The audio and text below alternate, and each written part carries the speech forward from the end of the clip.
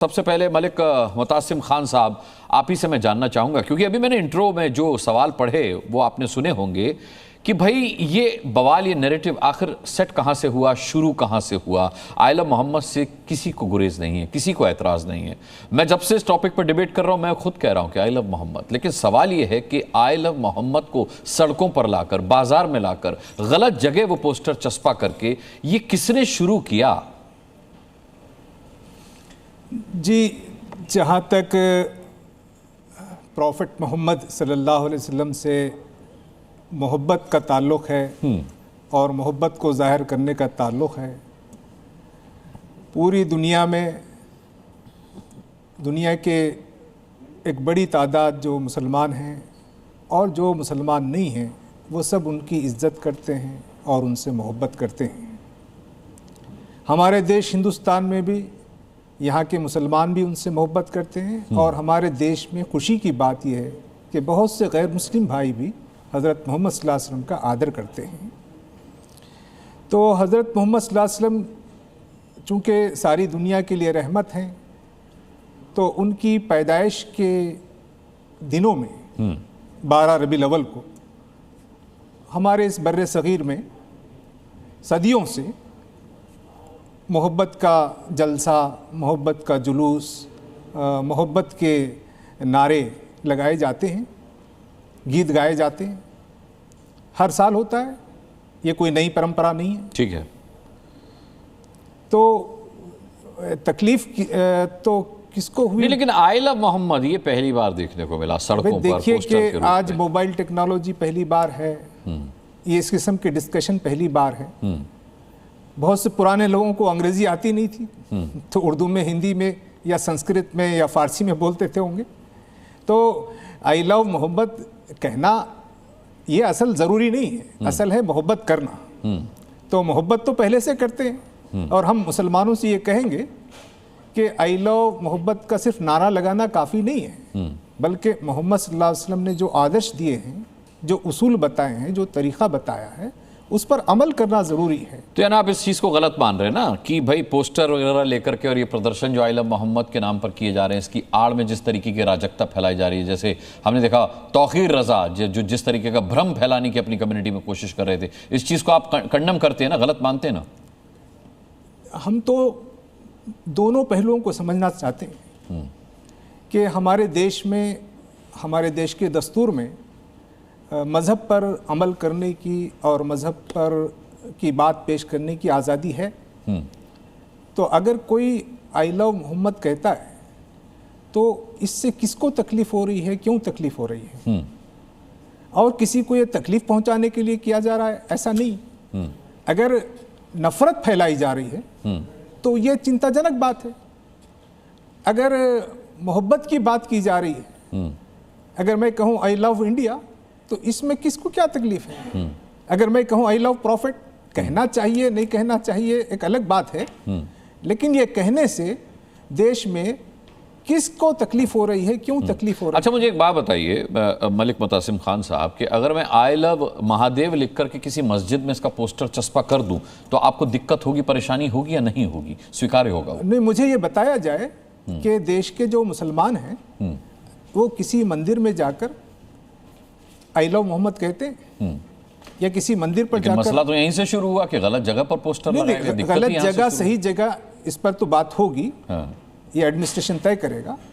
लेकिन क्या मुसलमान किसी मंदिर, किसी चर्च, किसी गुरुद्वारा, वहां जाकर आई लव मोहम्मद कहता है? अगर ऐसा है तो मुझे बता दिया जाए, मैं पूरे हिंदुस्तानी मुसलमानों की जानिब से उस पर माजरत करूंगा। लेकिन आई लव मोहम्मद कहना अपने घर में बैठ के कर रहा हूं, अपनी व्हीकल पे लिख रहा हूं, अपने फेसबुक पे लिख रहा हूं, अपनी दुकान पे लगा रहा हूं, इससे समाज को, पुलिस को क्यों तकलीफ हो रही है? मुझे नहीं लगता कि इससे किसी को कहीं दिक्कत हुई है। कोई दिक्कत हुई है क्या प्रदीप भंडारी इससे कि अगर अपने घर में आई लव मोहम्मद कोई कह रहा है, अपनी गाड़ी पे लिख रहा है, अपनी दुकान पर लिख रहा है, इससे कहीं कोई दिक्कत हुई है किसी? मैं भंडारी साहब की बात नहीं कर रहा हूं कि ऐसे केसेस बुक हुए हैं। जी अनुराग जी, FIR बुक हुए हैं। मलिक साहब आता हूं आपके पास। अनुराग जी, इसमें कोई दिक्कत नहीं है, पर मलिक साहब से मैं पूछना चाहता हूं कि अगर ये कहा जाए, ये तौक़ीर रज़ा कहता है कि हमारी खामोशी को हमारी कमजोरी मत समझो या हमारी बुज़दिली ना समझो।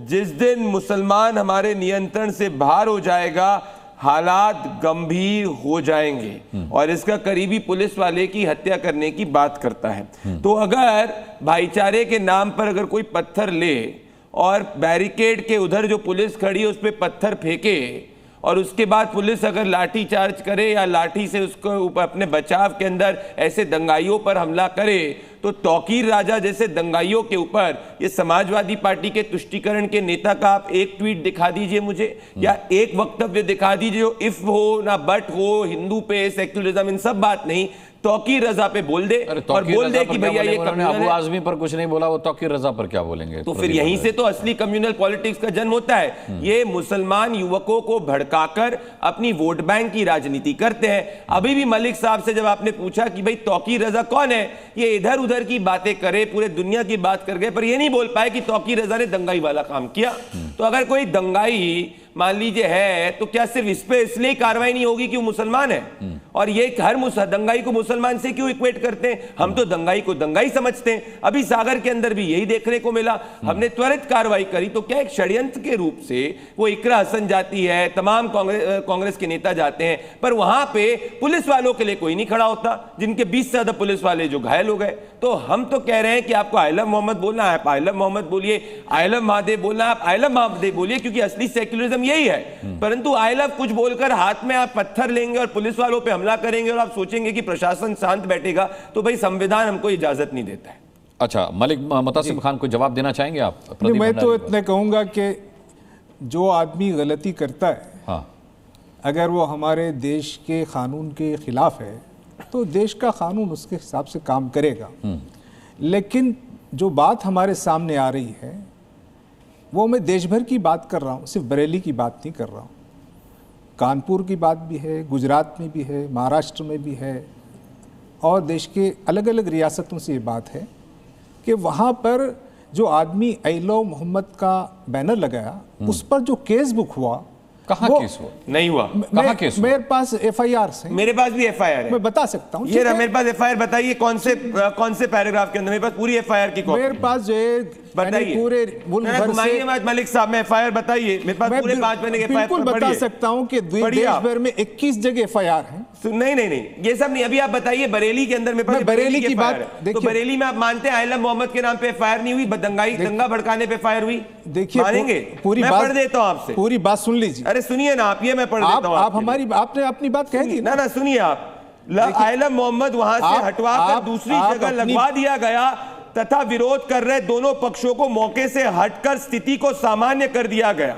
तो यहाँ पे तो अलग जगह पे आई लव मोहम्मद लग गया। कहाँ लिखा है FIR में कि आई लव मोहम्मद कहने के ऊपर FIR हुई? मेरे पास FIR की कॉपी है। देखिए, मुसलमानों को भड़काइए मत, भ्रमित मत करिए। आप अपनी बात कह दे तो फिर मुझे मौका दीजिए। मलिक साहब बात पूरी, आप अपनी बात कह दिए। अगर मुझे FIR हमारा स्टेट का जुरिस्डिक्शन है इसलिए पूछ रहा हूं, जरा बता दीजिए। मैं अल्पज्ञानी व्यक्ति हूं। एंकर साहब, मुझे बोलने का मौका है। अब आप बोलिए, मलिक साहब बोलिए, पूरा बोलिए। भाई देखिए कि एक मुकाम की बात नहीं है, देश में अलग अलग जगह इस वजह से। अब देखिए, कोई आदमी फेसबुक पे लिखा तो वहां तो कोई दंगा नहीं हुआ, वहां पे पब्लिक नहीं है, तो उससे तकलीफ क्या है? उसमें भी FIR बुक हुआ है। अब आप बता रहे हैं कि 2 तरीके नहीं होते। मैं जो है बरेली में क्या हुआ नहीं हुआ की बात नहीं, लेकिन उत्तर प्रदेश में एक फतेहपुर मुकाम पर एक मकबरे में वहाँ कुछ हमारे जुनूनी भाइयों ने वहाँ पर जाकर दरगाह को ख़राब किया, झंडा लगाया और पुलिस से मारपीट की। लेकिन मेरी मालूमात के हिसाब से ना ही कोई FIR हुई, ना ही उनके घरों पर कोई बुलडोज़र चला। तो बात ये हो रही है कि जो यूपी सरकार है या वहाँ जो हो रहा है उसमें लॉलेसनेस पैदा हो गया है। अब देखिए कि कल वहाँ एक दलित भाई की जो है ये हो गई, उनकी लिंचिंग हो गई। तो सरकार का जो काम है वो अनबयाज होकर सबके साथ अच्छा से एक साथ सुलूक करे। अगर कोई मुसलमान गलती करता है उसको सजा मिले। अरे सजा मिलती है तो आप फिर झूठ बोलते हैं हमारा ये। लेकिन आई लव मोहम्मद कहना कोई, आई लव मोहम्मद कहना कोई गुनाह नहीं है। नहीं, मैं कह रहा हूं कोई जुर्म नहीं। मलिक साहब इतना झूठ मत बोलिए। आपने फतेहपुर की बात करी, 10 लोगों के ऊपर मुकदमा दर्ज हो चुका है, 150 के ऊपर भी आगे कार्रवाई हो चुकी है। आपसे मैं ये पूछना चाहता हूं, आप बरेली की बात क्यों नहीं कर रहे? आप जैसे लोगों ने आके बोला था कि बरेली में आइलम मोहम्मद के नाम पे एफआईआर हुई, मेरे पास एफआईआर की कॉपी है। आइलम मोहम्मद के नाम पे कोई एफआईआर नहीं हुई, दंगा भड़काने के लिए, पुलिस वालों पे पत्थर फेंकने के लिए एफआईआर हुई। तो क्या आज आप देश से सार्वजनिक रूप से माफी मांगेंगे? मैं आपसे क्लियर कट बात पूछ रहा हूं, आप क्यों इस वक्त मुसलमान समाज को भ्रमित करने का प्रयास कर रहे हैं? आप कहते हैं उत्तर प्रदेश में लॉलेसनेस है, 2023 का डेटा कहता है 0 दंगे उत्तर प्रदेश के अंदर हुए। आपको दिक्कत किस बात की? आपके सप्पाइयों का शासन चाहते हैं? जब मुजफ्फरनगर के अंदर दंगे होते थे, हिंदू और मुसलमान दोनों के बच्चे जो है उनको उनकी जानें चले जाती थी। उसके बाद हाईकोर्ट कहता था कि भाई सिर्फ और सिर्फ मुसलमानों को जो है दंगा पीड़ितों के नाम पे मुआवजा दिया जा रहा है, हिंदुओं को नहीं दिया जा रहा। क्या दिक्कत है आपको? आज दिक्कत क्या है आपको? दिक्कत तो यह है कि यूपी की सरकार वहां के अवाम से माफी चाहे। नहीं, दंगाइयों को तो पीटेगी, दंगाइयों की डेंटिंग पेंटिंग होगी। आप दंगाइयों को मुसलमान से क्यों इक्वेट कर रहे हैं? कितने करोड़ मुसलमान है उत्तर प्रदेश में और देश में? वही तो कह रहा हूं। कितने करोड़ है वहां? जो कितने करोड़ है बताइए? जो दंगाई चाहे वो फतेहपुर के मकबरे में गए हों, वहां कार्रवाई हुई कि नहीं हुई? मैंने आपको बताया। अब आप मुझे बताइए, बरेली में आप क्या देश से बरेली में कार्रवाई हुई नहीं हुई? नहीं, क्या करना चाहिए अगर एक दंगाई जो है एक पत्थर ले, एक जुडिशियल इंक्वायरी हो, पुलिस वाले पे उस पर उसने पत्थर फेंका, क्या करे वो? पुलिस वाला हाथ में हाथ धरे बैठे बोले पत्थर मारो मारो मारो। क्या मलिक साहब क्या कर रहे हैं आप? एक जुडिशियल इंक्वायरी हो कि वो पत्थर सीखना चाहिए। वो पत्थर कोई मुसलमान ने मारा या किसने मारा वो भी नहीं मालूम। दंगाई ने मारा। आप मुसलमान क्यों लेके आ जाते हैं? यही इनकी समय, अनुराग जी, इनकी दिक्कत यही है। आप दंगाई के अंदर ये धर्म देखेंगे जब इनकी वोट बैंक जमचती है। इसी के कारण इन सच्चर कमेटी ने कहा था, इन जैसे नेताओं के कारण 70 सालों तक मुसलमान समाज का भला नहीं हो सका। आप लोगों को शर्म आनी चाहिए मलिक साहब। आज आप लोगों की बड़ी बड़ी गाड़ियां हैं, आप लोगों की बड़ी बड़ी कोठियां हैं, और ये सब इसीलिए होती है क्योंकि आप जहां पे दंगा भड़काने का गरीब मुसलमान को आप सड़क पे लाते हैं और आप अपनी कोठियों में GK2 में बड़े रहते हैं। यही सच्चाई है।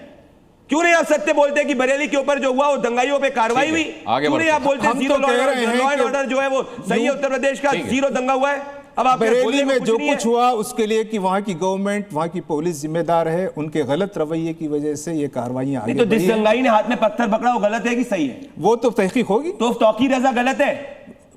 कोई भी शख्स, अरे कोई क्यों तौकीर रजा है? वो मेन मुख्य आरोपी तौकीर शब्द क्यों नहीं निकलता आपके मुंह से? वो जो है, क्या वो जो कर रहे हैं आप, आपसे बोले यही दिक्कत है अनुराग जी, यही दिक्कत है इस देश के सूडो सेक्युलर की। देखिए, आप गलती करें तो आपके खिलाफ कार्रवाई होगी। मैं तो बोल रहा हूं कि अगर कोई होगी, फतेहपुर में भी कार्रवाई करिए।